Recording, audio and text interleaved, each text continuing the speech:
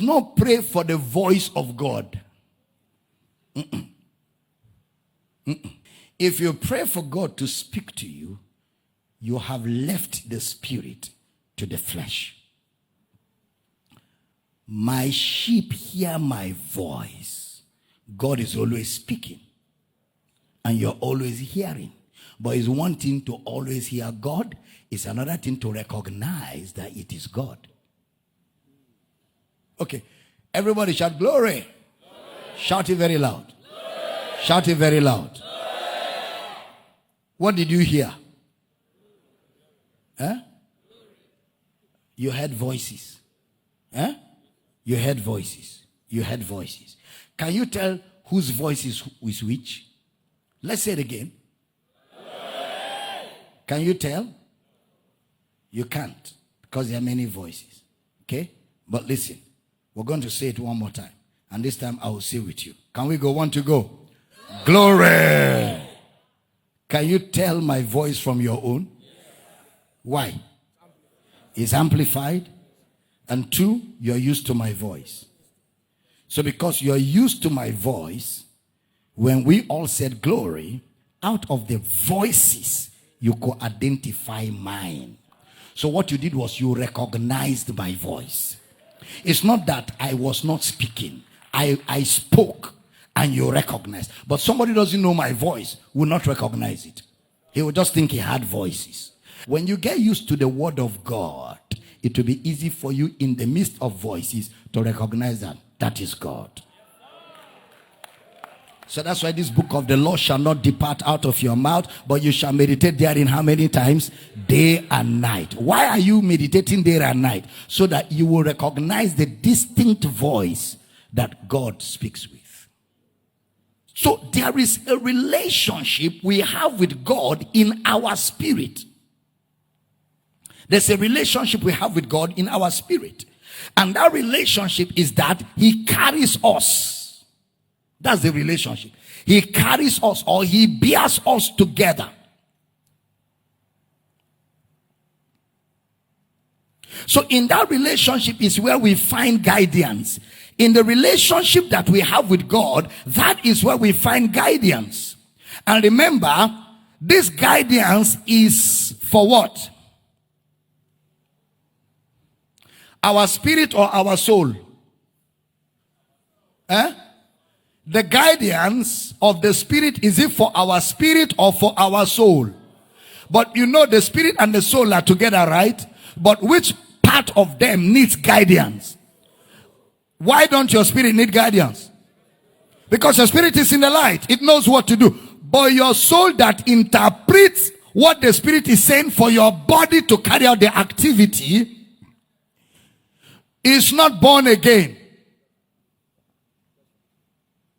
It has been fed information that needs to be flushed out, and new information from your spirit downloaded so that your soul can lead you physically in the way of your spirit, which is the Spirit of God. Did you get what I just said?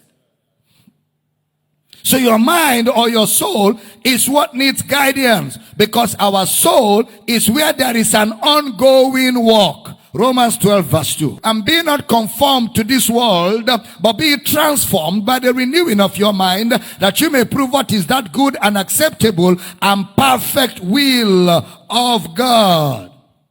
So that is where the ongoing work is. When we renew our mind, He said that you may endorse.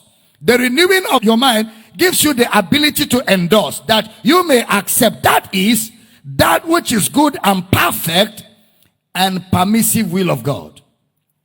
So he says that when our minds are renewed, we will be able to endorse that which is the will of God.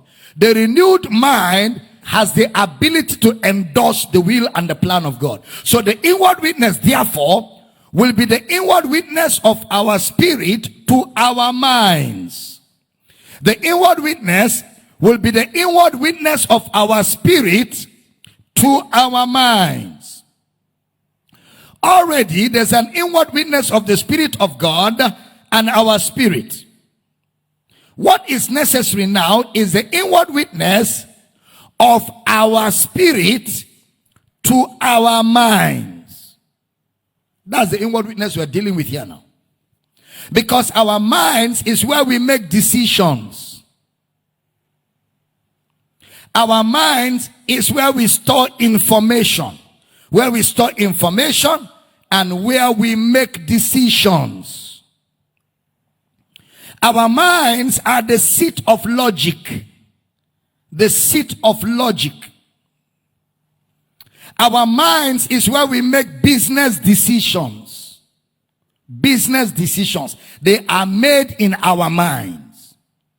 Our minds is where we make marital decisions, financial decisions, career decisions. When it comes to the inward witness, one of the characteristics of the inward witness is there is no logical explanation. The inward witness does not have logical explanation. And that is the key factor in knowing the inward witness. Because the inward witness is like an inward knowing. An inward knowing. You know, like a Noah. Noah. Not N-O-A-H. Noah. K-N-O-W-E-R. Like a Noah. The inward witness. Now, this does not mean that decision of your life will be taken by the Noah. Huh? By the Noah. The decisions will be taken by the mind. Your decisions are not taken by the Spirit. Ultimately, even when the Spirit is guiding you, your mind must decide. So that is why that your mind, that your soul, is where failure and success happens. When you see Christians who are failing, they are failing, is because their mind is failing them. The mind is where victory is obtained and where failure is obtained in this physical life. I speak in tongues, but my mind is unfruitful. The realm of logic is useless to the Spirit. But the Spirit can illuminate the realm of logic and give logic direction to accurately get things done right.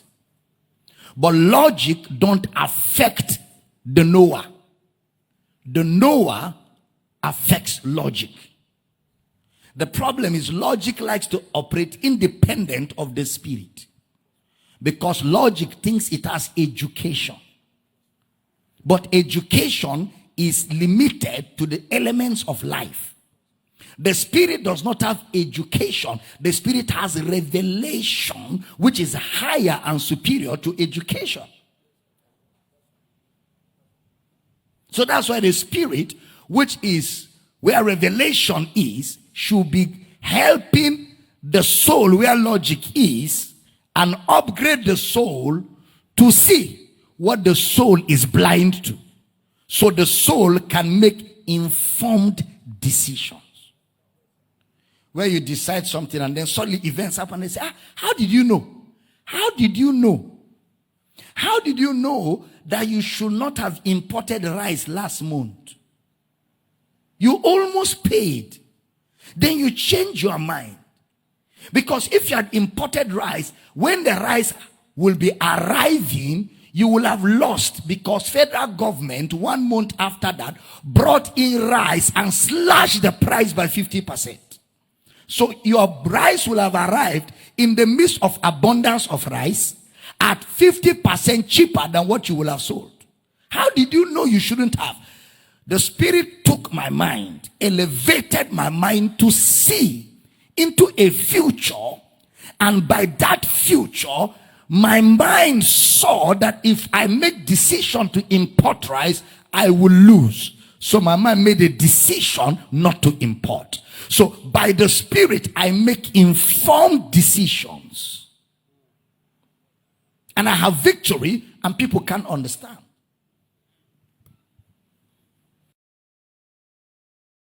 Because that's where you make decisions. That's why the mind has to be renewed.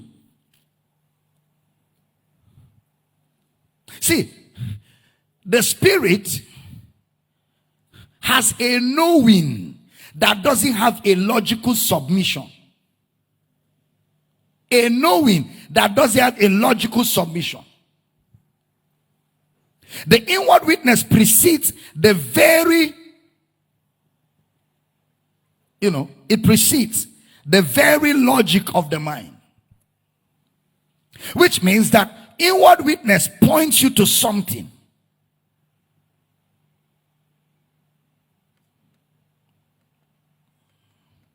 How many of you know there's a time to pray about something and there's a time not to pray?